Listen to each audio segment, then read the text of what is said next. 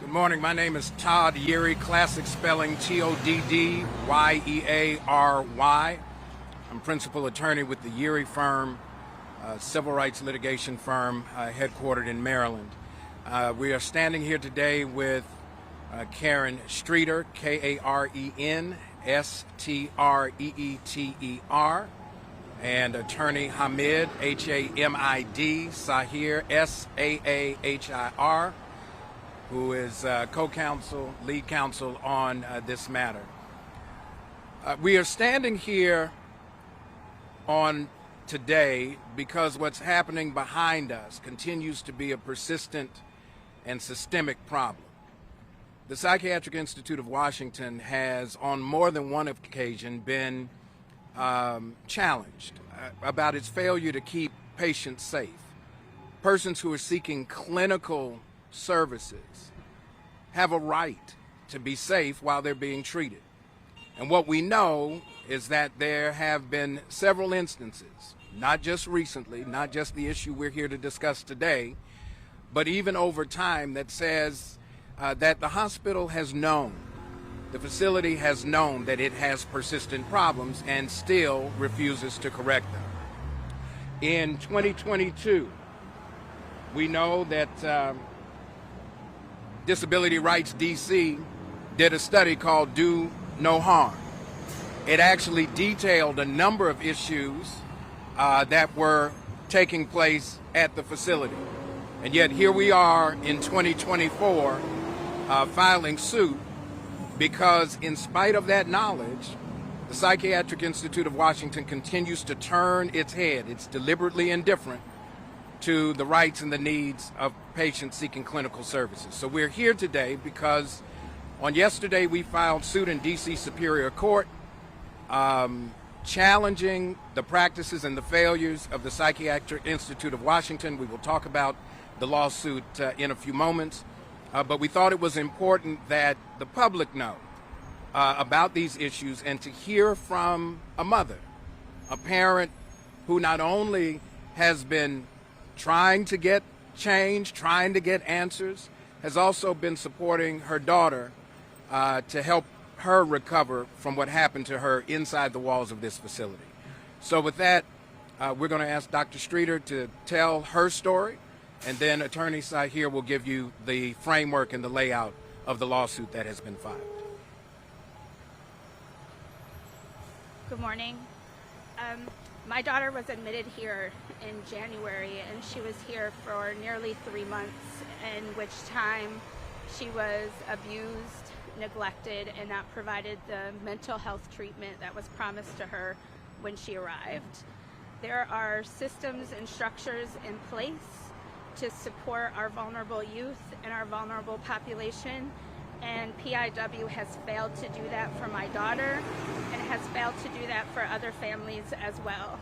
And my only hope at this point is that we can have a change in practice and that those that are hired in positions to protect our children do just that in all of the systems and structures, from social workers to directors, from nurses to doctors, that they all do what they promised to do when they took the position.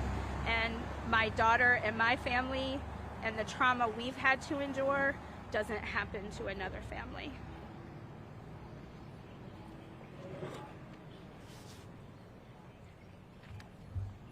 In our complaint filed in DC Superior Court, a 13-page complaint with 9 claims of action against PIW. These claims are serious in nature and show the systemic issues that have gone on at PIW, in which the number amount that is listed on the complaint is to let them know that if you're going to abuse, it's going to be expensive. And the amount that is on the complaint is $30 million. And with this complaint, the counts that include intentional infliction of emotional distress, violation of the DC Code, deliberate indifference, sexual abuse of a minor, a breach of contract, and a litany of other complaints. And this complaint took time to formulate. It took time to understand the full scope of what was going on at PIW. We were under the impression that it was just a simple assault. But once we started to dig, realized it was not a simple assault as it was presented to the mother, but it was a culture of deliberate indifference, staff not paying attention, not caring when the children are in need of services. Children are being attacked and taking the time. Children having enough time to participate in an orgy. Enough time to participate in an orgy. That's how unsupervised the children have been, the patients have been, according to our client and her experience here. It was only 3 months. And during that time, she was not a criminal. She was here because she is needed help from previous sexual traumas. But she's also put in the same room for children who are here because they're court ordered as part of their jail sentencing. They have criminals with a non-criminal. And unfortunately, a non-criminal was attacked. So this $30 million number is to send a sign to let them know they need to change their ways, to make sure that this does not happen to our most vulnerable ever again. Thank you.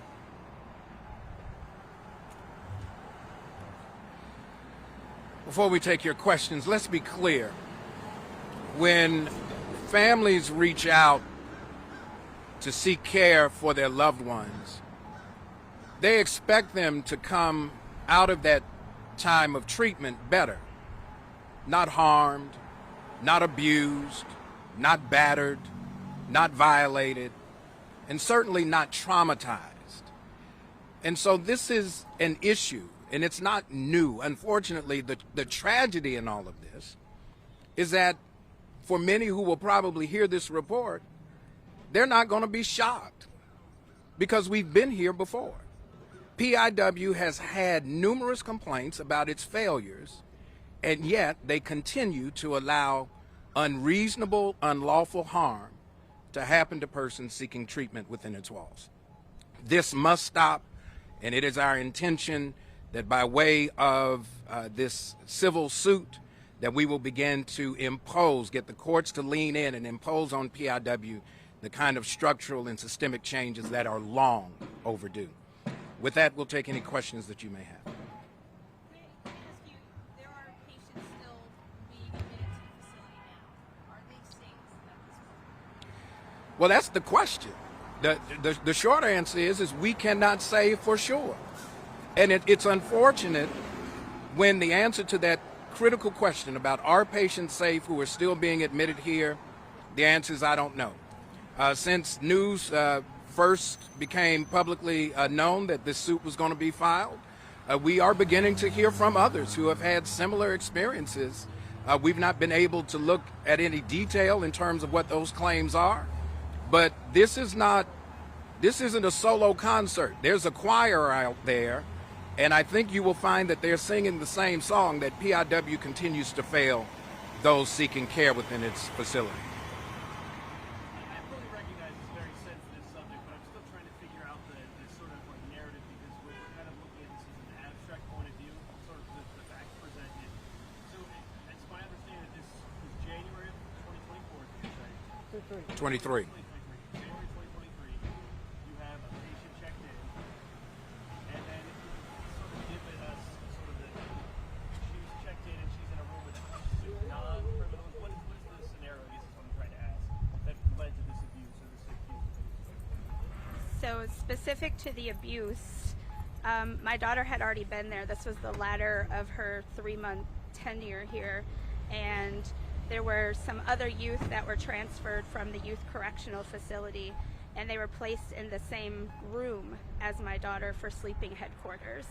And while they were there, 3 of them physically assaulted and beat her.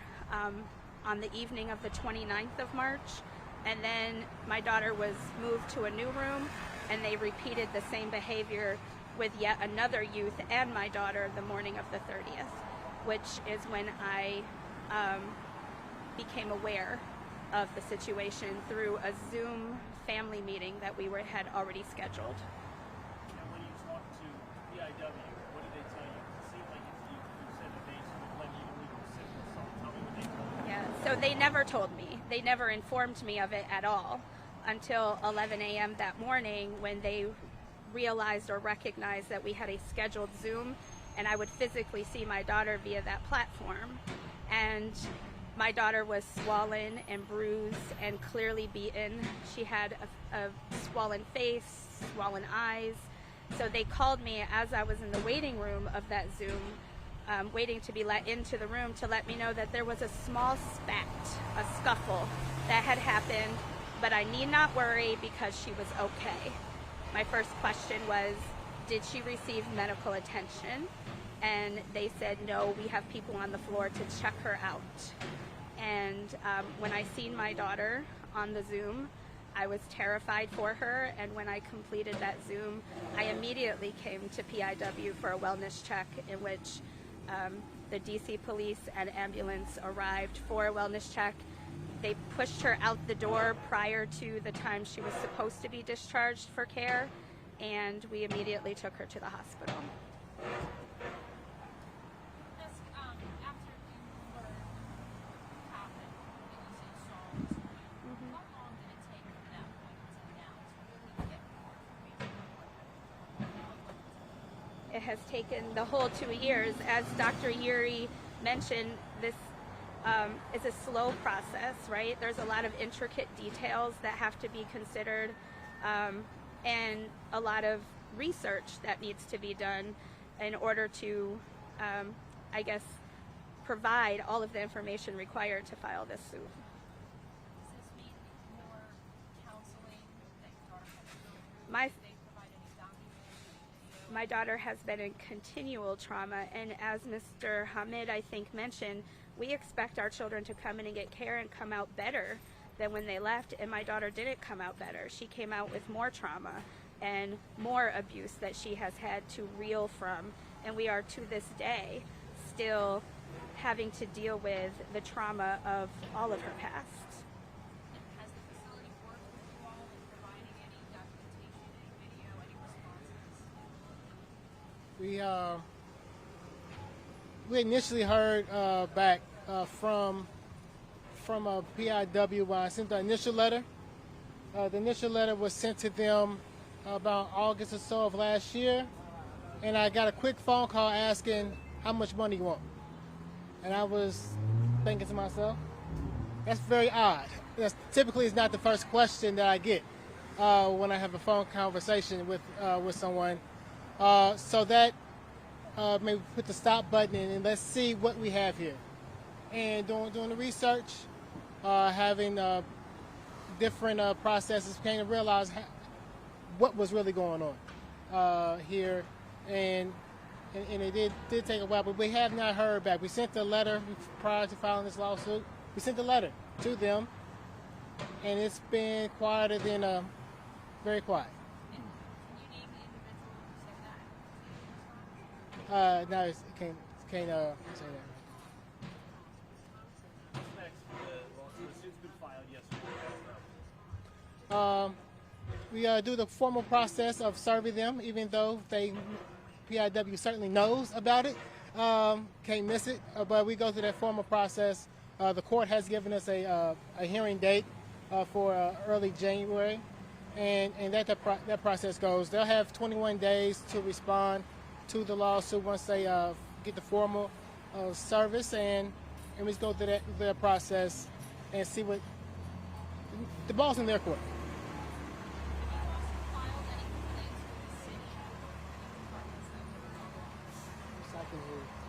Have you all also filed any complaints with the city or any other departments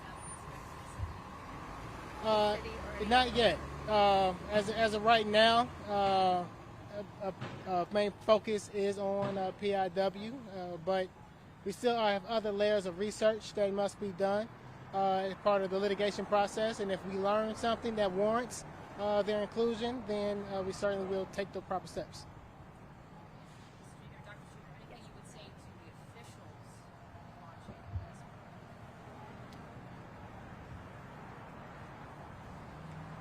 I would ask that the people they put in place to care for my daughter and the daughters of other people, your daughter or sister, that they put those people in place who have integrity and character, and that they do what is promised to us as a family as far as it relates to the care of the people that we love. Is there anything we didn't ask that you want to add? No, I think the short answer to the question about what should be said to PIW is just do better. This isn't hard. And when you've been given the benefit of notice, you've got reports, you have folks who clearly want to see the level of care, the quality of care that goes on in the facility be at the level that's warranted. When it's constantly and persistently failing, then it's not just a problem for Dr. Streeter and her daughter and others who have their loved ones here. It's a public health crisis. There's no other way to frame it. When part of the system fails as egregiously as we have here, then this should set off alarms throughout the behavioral health care system in the district, and I think everybody should be alarmed. Can you clarify for us, so your daughter was here involuntarily, but there are others in the city that are sent here voluntarily? Well, sometimes families will involuntarily. Your daughter's here voluntarily, others are sent here involuntarily. They're mandated to be here. She wasn't here voluntarily. My daughter wasn't here voluntarily. She was actually admitted by psychiatric emergency room and then EP'd by a court to be sent here for in-house trauma therapy based on prior incidences that has occurred with her. She was escalated and at that point in a position of not being safe at home, so we thought we were putting her in an environment where she could be safe. So this is a facility that has a contracted relationship, basically, with other institutions in the city. Certainly. We don't know the terms of those contracts, but sometimes certainly you will see that there are probably referrals, because this is what we might call a specialty facility. But what they're supposed to specialize in is not what they've become good at. And that's our problem. As far as we've been told that there is adults here, yeah. My understanding as I look through the patient handbook is they have a youth and adolescent floor, they have an adult floor, co-ed and gender specific, as well as an elderly floor where our elderly are here in a wing or a floor, I'm not certain, but that is also exists inside. Thank you all. Appreciate your time.